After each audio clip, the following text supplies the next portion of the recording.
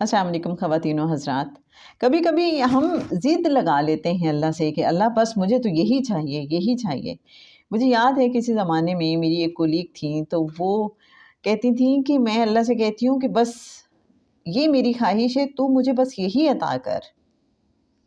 تو مجھے بڑی حیرت ہوتی تھی کہ اگر یہی مل گیا تو کہیں اس میں کوئی نقصان والی بات نہ ہو.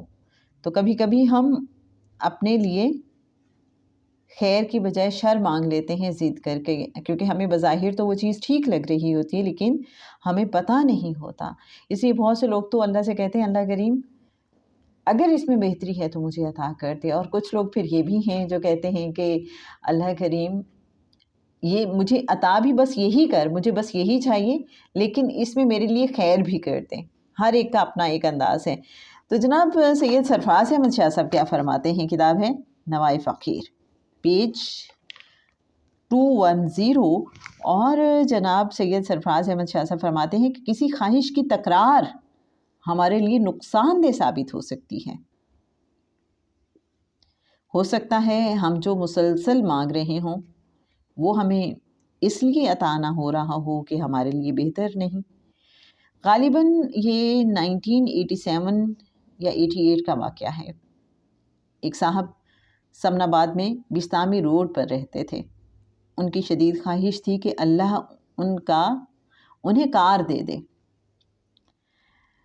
جو بھی ملتا اسے یہی دعا کراتے. ایک زمانہ گزر گیا لیکن دعا قبول نہیں ہو رہی تھی. میں نے ایک دو بار ان سے عرض کی حضور آپ کی خواہش بالکل فطری ہے لیکن ذرا سوچئے کہ اتنی دعاؤں کے باوجود آپ کو کار نہیں مل رہی تو کہیں اس کا یہ مطلب نہ ہو کہ کار کا ملنا آپ کے مفاد میں نہ ہو. تب انہوں نے وہ غلطی کی جو میرے جیسا ہر کمزور انسان کرتا ہے. شاہ صاحب اس بات کو چھوڑیے کہ کار کا ملنا میرے حق میں بہتر ہے یا نہیں، بس کار مل جانی چاہیے. اس کے کچھ عرصے بعد وہ کسی کام کی غرض سے شہر سے باہر گئے ہوئے تھے.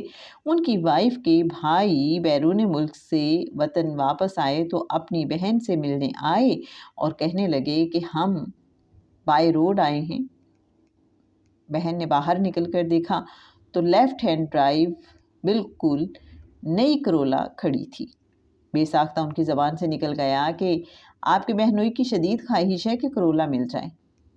بھائی اچھے تھے، جاتے ہوئے گاڑی کی چابیاں وہیں چھوڑ گئے کہ یہ کار ہمارے بہنوئی کے لیے تحفہ ہے. وہ صاحب میرے پاس آئے اور خوشی خوشی بتانے لگے کہ جناب مجھے میری پسند کی گاڑی مل گئی ہے. چند دنوں بعد انہیں اسلام آباد جانا تھا. اکلوتے بیٹے کو ساتھ بٹھایا اور روانہ ہو گئے. ایک بس کو اوورٹیک کیا. ٹرن لینے سے پہلے بیٹے سے پوچھا کہ سامنے کلیئر ہے. بیٹے نے اپنی عقل کے مطابق اوکے کا سگنل دیا. جیسے ہی لیفٹ ہینڈ ڈرائیو گاڑی سے ٹرن لیا اچانک بس سامنے آ گئی. ہیڈ آن کولیشن ہوا اور باپ بیٹا دونوں موقع پر انتقال کر گئے. یہ واقعہ مجھے یاد دلاتا رہتا ہے کہ ہم رب کے ساتھ اتنی قطعیت کے ساتھ انڈیفینٹ ٹرمز میں اسپیسیفک کام کی دعا کرنے کی بجائے اسے رب پر چھوڑ دیا کریں کہ اگر تو اسے میرے لیے بہتر سمجھتا ہے تو میری یہ خواہش پوری کر دے. پھر اللہ ہمارے لیے جو فیصلہ کرے گا وہ ہمارے حق میں یقینی طور پر بہترین ہوگا.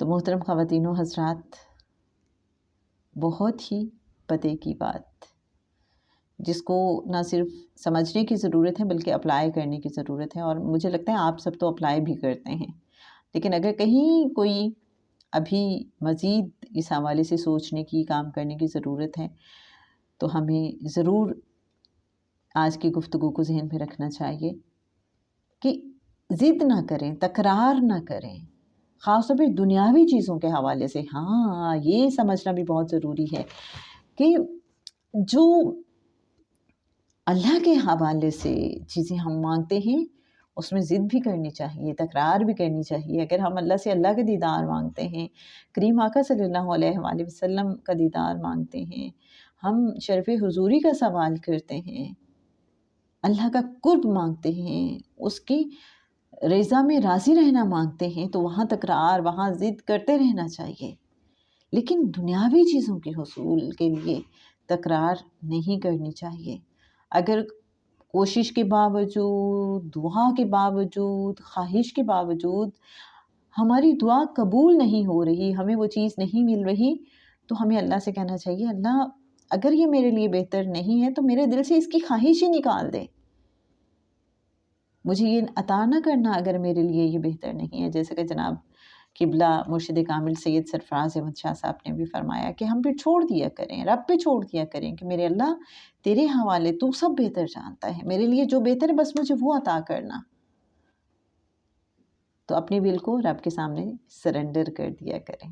اور ضرور سمجھ جانا چاہیے کہ دنیاوی ہم کوئی چیز اللہ سے بہت مانگ رہے ہیں اور اس کے باوجود نہیں مل رہی، تو شاید اس کا نہ ملنا ہی ہمارے لیے بہتر ہے، یا پھر یہ بھی ہو سکتا ہے کہ اس کا اس وقت ملنا ہمارے لیے بہتر نہیں ہے، اور آگے چل کے ایک وقت آئے گا جب ہمارے لیے اس کا ہونا بہتر ہوگا تو اللہ پاک ہمیں عطا کر دے گا.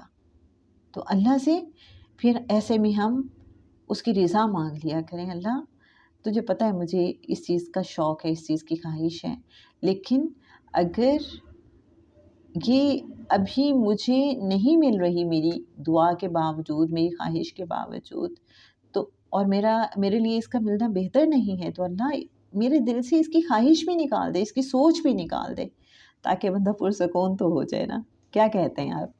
اگر آپ کا کوئی ایسا ایکسپیرینس ہے، کبھی ایسا ہوا کہ آپ نے پھر کسی چیز کو ترک کر دیا، چھوڑ دیا، سرنڈر کر دیا، تو پھر اس کے بعد آپ کی کیا فیلنگس تھی؟ اور یہ بھی میں نے تو میرے اچھے ناظرین دیکھا ہے کہ بعض اوقات جہاں انسان سرنڈر کرتا ہے وہ چیز آپ کے سامنے آ جاتی ہے، وہ مل جاتی ہے. بعض اوقات یہ بھی ایک ٹیسٹ ہوتا ہے، جب تک ہم کسی چیز کے پیچھے بھاگتے رہتے ہیں کسی چیز کے، تو وہ چیز ہم سے آگے آگے بھاگتی رہتی ہے، اور جہاں ہم بے نیاز ہو جاتے ہیں تو وہ چیز ہمارے پیچھے پیچھے ہوتی ہے. تو ایسے میں پھر آپ کے پاس اپنی چوائس ہوتی ہے کہ اب آپ کے دل میں اس چیز کے لیے کوئی گنجائش ہے یا نہیں ہے. بہرحال آپ ضرور اپنا کوئی اگر ایکسپیرینس ہے اور چاہیں تو ضرور شیئر کیجیے گا. آج کے لیے بس اتنا ہی. السلام علیکم ورحمۃ اللہ وبرکاتہ.